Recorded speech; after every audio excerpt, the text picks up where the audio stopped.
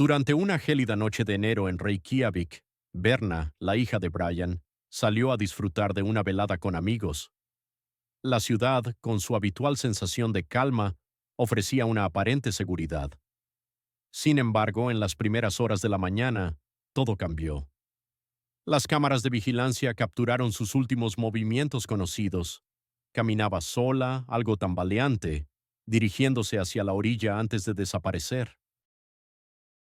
Al principio nadie se alarmó, pero a medida que las horas se convirtieron en días, se hizo evidente que no se trataba simplemente de una salida nocturna que había salido mal.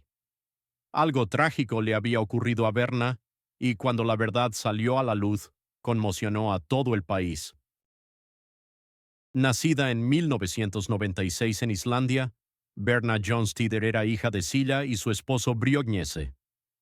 Aunque sus padres finalmente se separaron, permanecieron dedicados a criarla juntos, asegurándose de que siempre contara con su apoyo incondicional. A sus 20 años, Berna era una joven vivaz de cabello castaño y aguda inteligencia. Decidió mudarse con su padre, quien vivía en un suburbio a las afueras de Reykjavik. Desde su hogar, el centro de la ciudad estaba a solo 30 minutos a pie, una ventaja que realmente valoraba. Independiente y decidida, Berna insistía en ganar su propio dinero en lugar de depender de sus padres. Su vida reflejaba la de muchas jóvenes de su edad, creativa, extrovertida y con facilidad para hacer amigos. Una amiga incluso la describió como una explosión de felicidad, ya que aportaba entusiasmo a cada momento, grande o pequeño. Financieramente cómoda gracias a su trabajo en la sección de moda de un importante almacén, se consideraba afortunada. Pero por encima de todo, Berna valoraba los momentos con las personas que amaba y los pequeños placeres que iluminaban sus días. El viernes por la noche, 13 de enero de 2017, Berna y sus amigos siguieron su rutina habitual y se dirigieron a un popular club en el centro de Reykjavik. Confiada y llena de energía, fue una de las primeras en subir al escenario a bailar al ritmo de la banda en vivo. A las 2 de la mañana sus amigos decidieron irse a casa, pero Berna eligió quedarse un poco más. Alrededor de las 5 de la mañana del sábado, 14 de enero, justo antes del cierre, finalmente salió del club. Más tarde esa mañana, cuando no se presentó a su turno de trabajo, su amiga María se preocupó. Berna nunca faltaba al trabajo, ni siquiera después de una noche larga. María, quien la conocía desde la escuela primaria, intentó llamarla de inmediato, pero el teléfono estaba apagado, algo que Berna nunca hacía. Con creciente inquietud, María contactó a los amigos que habían salido con Berna. Todos le dijeron lo mismo, se habían ido antes, asumiendo que Berna había regresado a casa después. Para estar segura, María llamó a la casa del padre de Berna, pero ella no estaba allí tampoco. Cada vez más ansiosa, se puso en contacto con Silla, la madre de Berna. En ese momento se desató una búsqueda desesperada por respuestas, una búsqueda que revelaría no solo el destino de una joven, sino también las vulnerabilidades ocultas de una sociedad que, hasta entonces, se había sentido invulnerable.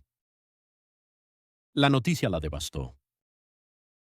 Berna era una joven de espíritu fuerte e independiente, pero también responsable, siempre informando a sus padres sobre su paradero. Sin embargo, esa tarde un informe de persona desaparecida ya había sido presentado.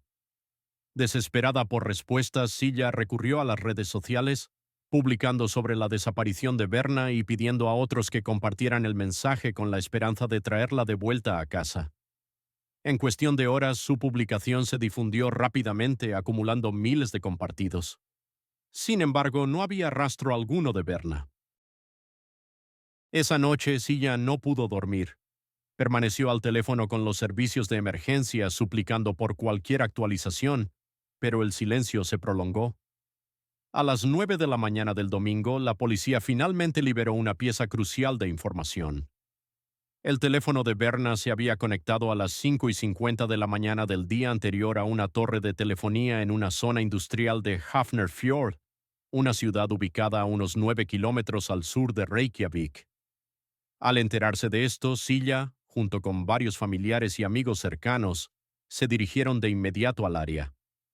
Fueron de puerta en puerta llamando el nombre de Berna, esperando cualquier cosa, cualquier sonido o señal que pudiera guiarlos hacia ella. Pero nada apareció. No había indicio alguno de que Berna hubiera estado allí. El miedo de Silla se intensificaba con cada minuto que pasaba. La angustiante pregunta de si su hija había encontrado algún refugio del frío glacial la atormentaba. Para ese momento, Berna llevaba desaparecida casi 36 horas, y Silla estaba convencida de que algo estaba profundamente mal. Sin embargo, para su creciente frustración, aún no había una búsqueda oficial en marcha.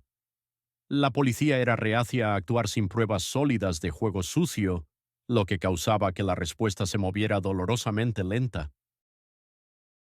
Mientras tanto, los medios de comunicación se convirtieron en la forma más efectiva de difundir la noticia. La policía rápidamente tomó nota de la historia y para el domingo por la noche, las dos principales cadenas de televisión de Islandia habían contactado a Silla para entrevistas. Ella no dudó. Si hablar con la prensa significaba obtener más atención sobre el caso de su hija, estaba dispuesta a hacerlo. Esa noche, la historia de la joven que había desaparecido de una de las calles más concurridas de Reykjavik dominó las noticias de la noche, enviando ondas de choque por todo el país. Para la mañana del lunes, la desaparición de Berna se discutía en todas partes, en tiendas, autobuses y lugares de trabajo a nivel nacional. La gente comenzó a especular sobre lo que podría haber sucedido. El caso tocó una fibra sensible no solo por su inquietante misterio, sino también porque se desarrolló en uno de los países más seguros del mundo, conocido por su pequeña población y fuerte estabilidad social. David Gill Feimar Grimson no estaba viendo las noticias esa noche de domingo, pero mientras terminaba de cenar con su esposa, su teléfono sonó. Se le ordenó presentarse de inmediato en la sede de la policía de Reykjavik. Mientras conducía hacia la estación, no estaba particularmente alarmado. Sin embargo, en el fondo de su mente, una inquietante sensación de que este caso podría ser diferente comenzaba a emerger, una sensación que pronto se confirmaría. En la búsqueda de Berna, lo que estaba en juego no era solo el rescate de una joven, sino también la preservación de la confianza en una sociedad que se enorgullecía de su seguridad y cohesión.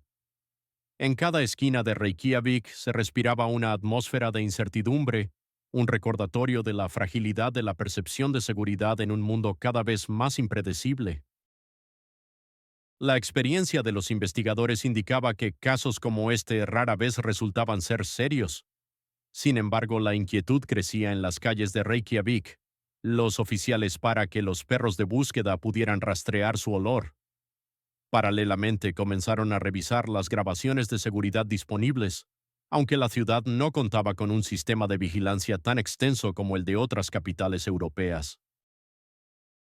La baja tasa de criminalidad y la resistencia pública a una vigilancia excesiva habían limitado el uso de cámaras CCTV.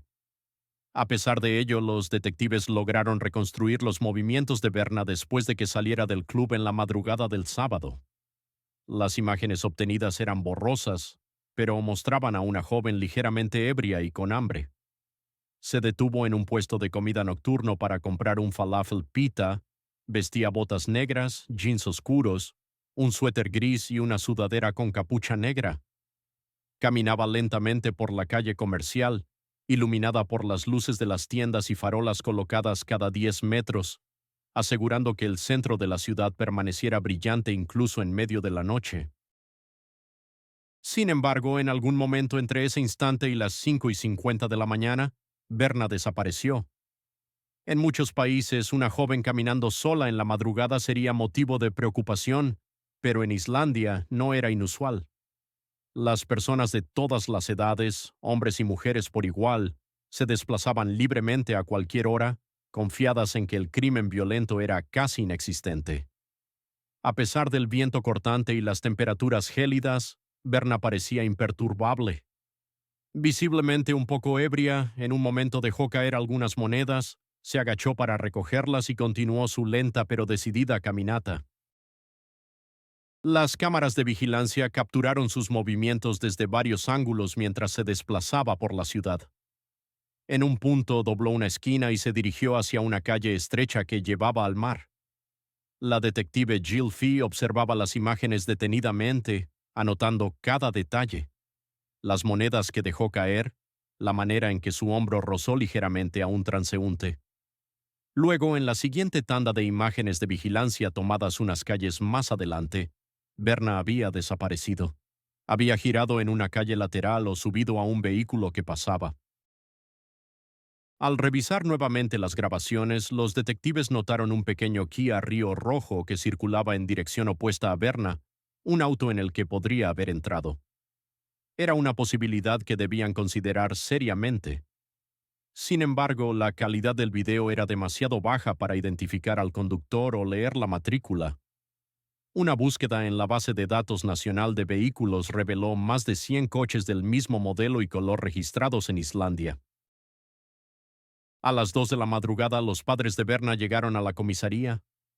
La detective Jill Fee les mostró las imágenes de vigilancia. Cuando Sila, la madre de Berna, se dio cuenta de que no podían ni siquiera identificar la matrícula del coche rojo, se enfureció. Para Silla todo parecía tan simple como en las películas. Sin embargo, la realidad era mucho más compleja, y cada momento que pasaba sin respuestas aumentaba la angustia. Así, en una tierra donde la confianza en la tranquilidad era casi una certeza, la desaparición de Berna se convirtió en un enigma que desafiaba las normas establecidas, recordando a todos que incluso en los lugares más pacíficos, la incertidumbre puede acechar en cada esquina. Los oficiales explicaron que las investigaciones en la vida real son mucho más complejas de lo que se suele imaginar. Para el lunes por la tarde, sin nuevas pistas a la vista, la policía tomó una medida poco convencional. Convocaron una rueda de prensa apelando al público para obtener cualquier información que pudiera ayudar a localizar a Berna o identificar al conductor del misterioso vehículo rojo. A pesar de que Sila sentía que las autoridades no estaban actuando con la urgencia que la situación requería, accedió a estar junto a la detective Jill Fee durante la conferencia de prensa. Habló con los periodistas sobre el amor de Berna por el inglés y los viajes, mencionando que ella y su mejor amiga María estaban planeando un viaje a Nueva York. También especuló que, siendo tan amigable y extrovertida, Berna podría haberse detenido a charlar con turistas en su camino a casa. Además, reveló que Berna se había inscrito recientemente en una aplicación de citas tras el fin de una relación. La detective Jill Fee proporcionó actualizaciones sobre la búsqueda en curso.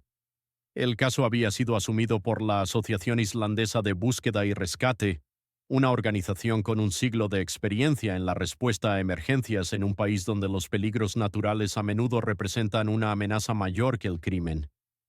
Usualmente las autoridades desalientan la participación de civiles en operaciones de búsqueda, ya que los voluntarios no entrenados pueden causar más daño que beneficio. Sin embargo, en el caso de Berna, se hizo una excepción. La respuesta fue abrumadora. Cientos de personas se ofrecieron a ayudar, marcando el inicio de la búsqueda más grande que Islandia había visto en tiempos recientes.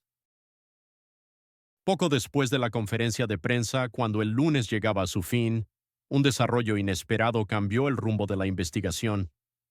Dos jóvenes hermanos, en sus veintes, decidieron rastrear la última ubicación conocida de la señal del teléfono de Berna. Siguiendo su instinto, llegaron a una estrecha franja de tierra entre la carretera y el mar. Allí descubrieron un área industrial cercada con tres enormes tanques de almacenamiento de petróleo y un terreno accidentado lleno de materiales de construcción. Entre los escombros divisaron un par de botas negras. Los hermanos recordaron de inmediato la descripción que la policía había dado de la ropa de Berna y querían estar seguros. Buscaron imágenes en línea de la marca que ella vestía y la coincidencia era inconfundible. Sin dudarlo, tomaron una foto y la publicaron en las redes sociales. La policía se apresuró a llegar al puerto, se reunió con los hermanos y confirmó que las botas parecían pertenecer a Berna. En ese momento se lanzó una búsqueda intensiva en el área.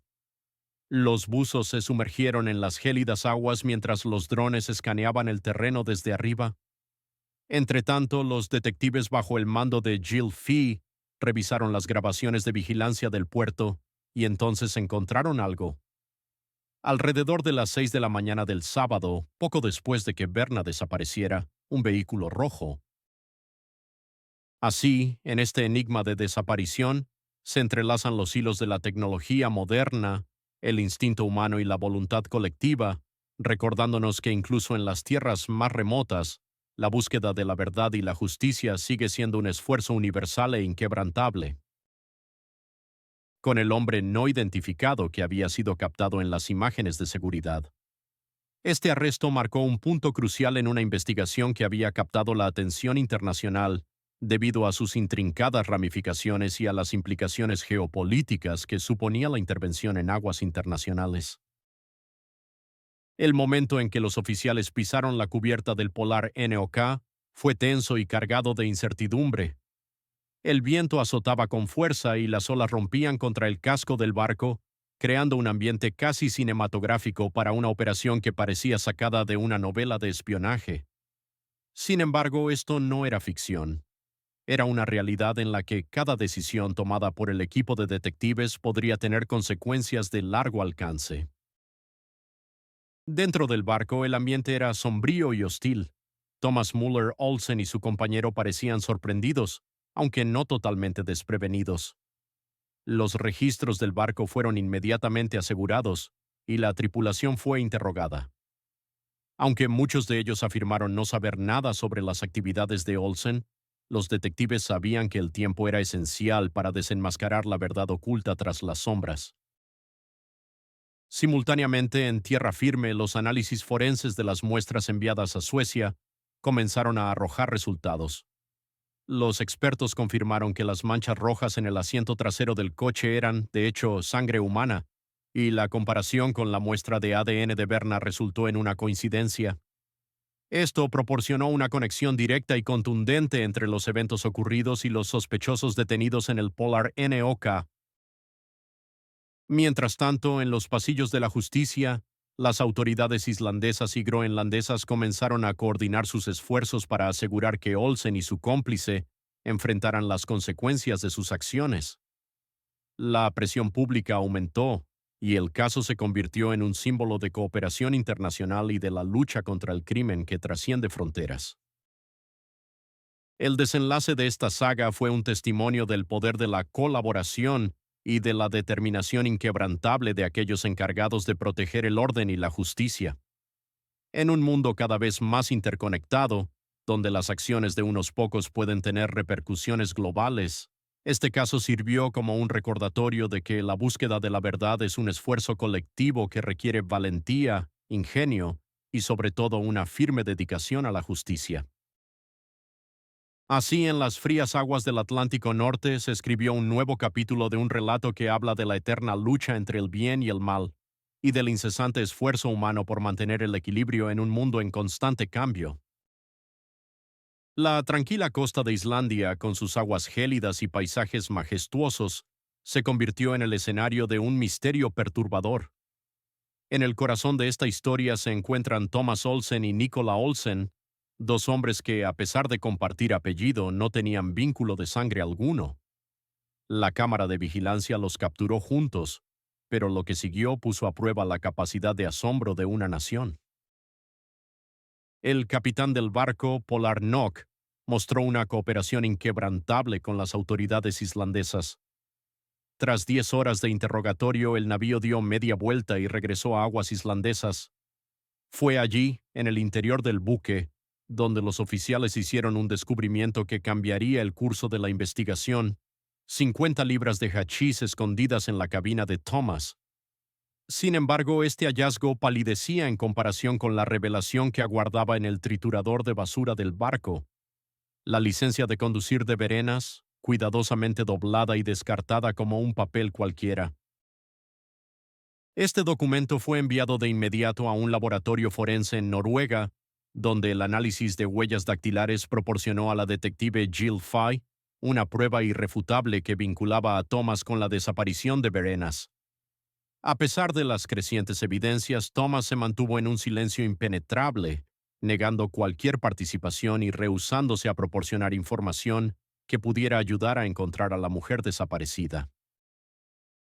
Mientras los detectives seguían el rastro de los movimientos de Thomas y Nicola durante la noche y la mañana de la desaparición de Verenas, se reveló una diferencia crucial entre los dos hombres.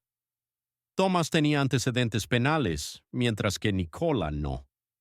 Las personas cercanas a Nicola lo describían como un hombre tranquilo, socialmente ansioso e intensamente introvertido. Mantenía una relación sentimental y era cercano a su familia, especialmente a su hermana y a su recién nacido, al igual que Thomas. Nicola defendió su inocencia, alegando que aquella noche estaba demasiado intoxicado como para recordar algo con claridad. Pero justo cuando la tensión alcanzaba su punto máximo, llegó la peor de las noticias. El 22 de enero, el cuerpo de Verenas fue hallado. El mar había llevado su forma sin vida a la escarpada costa cercana a un faro en la península de Rake James, a más de 50 kilómetros de donde había desaparecido.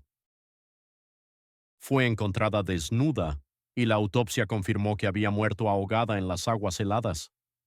Sin embargo, esta no era toda la historia. Su cuerpo mostraba lesiones adicionales, moretones en el rostro y marcas claras en el cuello, indicando que había sido estrangulada antes de ser arrojada al océano. El examen forense, no obstante, no encontró evidencia de agresión sexual. La noticia se propagó rápidamente, inundando Islandia con olas de dolor e incredulidad. La frase "Soy Verena" se convirtió en tendencia en las redes sociales, mientras la gente luchaba por asimilar la tragedia. Para muchos, el impacto iba más allá de la muerte de una joven. Se sentía como un ataque al tejido mismo de la sociedad islandesa. Para los padres de Verenas, el dolor era insoportable. Abrumados por la pena, se negaron a escuchar los detalles gráficos de los últimos momentos de su hija. Mientras tanto, la tripulación del Polar Nock emitió un comunicado expresando sus condolencias y subrayando su esperanza de que se hiciera justicia. La empresa pesquera también donó $15,000 a los voluntarios que incansablemente buscaron a Verenas, honrando así el espíritu de comunidad que se alzó frente a la adversidad. En este relato no solo se narra una tragedia personal, sino una reflexión sobre la fragilidad de la vida y la resiliencia de aquellos que quedan para recordar y reconstruir. La historia de Verenas, aunque dolorosa, se convierte en un recordatorio sombrío de que incluso en los lugares más serenos, el mal puede acechar, y que la justicia, aunque tardía, es un faro de esperanza en la oscuridad. En los helados paisajes de Islandia y Groenlandia, la memoria de Verenas permanece como un eco persistente de una tragedia que sacudió a dos naciones. En Reykjavik, la capital islandesa, se llevaron a cabo vigilias a la luz de las velas que congregaron a más de 8,000 personas en una marcha conmemorativa. La procesión siguió los últimos pasos de Verenas por la ciudad, un recorrido que culminó en una pequeña colina donde se colocaron flores y se encendieron velas, rindiendo homenaje a su memoria con un momento de silencio. El 3 de febrero, Verenas fue sepultada en una ceremonia a la que asistieron 2,000 dolientes, entre ellos el presidente y el primer ministro de Islandia. El acto fue presidido por el obispo de Islandia y, en respeto a los deseos de la familia, no se permitió la toma de fotografías ni la presencia de medios de comunicación. La investigación policial avanzó con rapidez una vez que las pruebas forenses confirmaron que las manchas rojizas encontradas en el Kia rojo coincidían con el ADN de Verenas.